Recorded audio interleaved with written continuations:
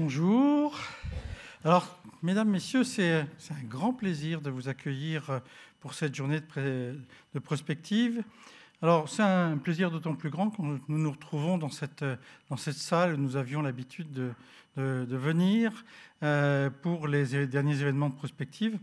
Et puis, avec toute la crise sanitaire, évidemment, nous étions plutôt en présentiel.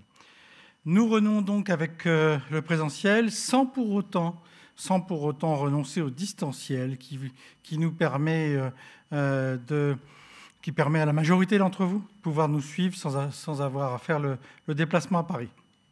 Alors évidemment, pour les équipes INRS, ce type d'événement hybride n'est pas forcément simple, mais à la fois avec leur professionnalisme et leur expérience, tout a été mis en œuvre pour que face à vos écrans, vous puissiez, ou face à la scène ici présent, vous puissiez profiter au mieux de cette journée.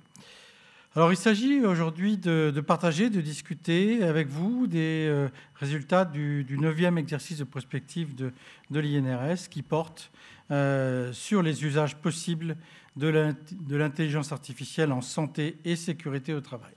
Alors, en retenant ce sujet, le conseil d'administration de l'INRS a souhaité que l'on explore le futur de ces technologies, non pas uniquement sous l'angle de leurs risques potentiels, mais plutôt sous celui des opportunités qu'elles peuvent offrir aux acteurs pour faire progresser la prévention des risques professionnels.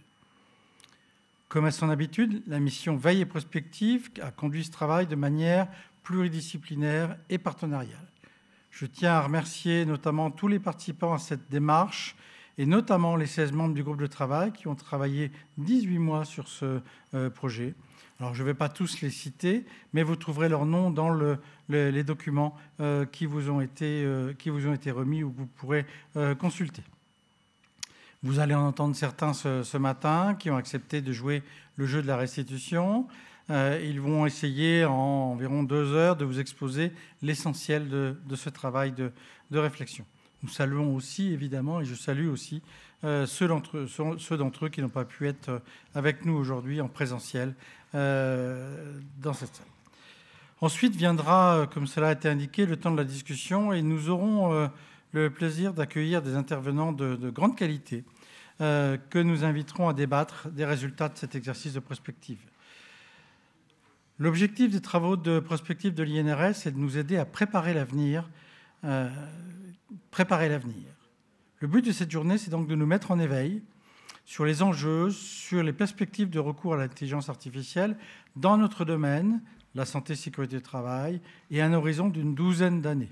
Alors on ira peut-être un peu plus loin, mais en tous les cas, je sais que, et je dois vous prévenir, on me l'a indiqué, nous allons être amenés au cours de la journée à faire quelques bonds en 2035, entre les deux, ou au moins jusqu'en 2035, pour découvrir des futurs possibles, puis à revenir en 2022 pour pouvoir, avec un peu de recul, nous interroger sur les actions que nous devons engager aujourd'hui pour faire en sorte de préparer au mieux l'avenir.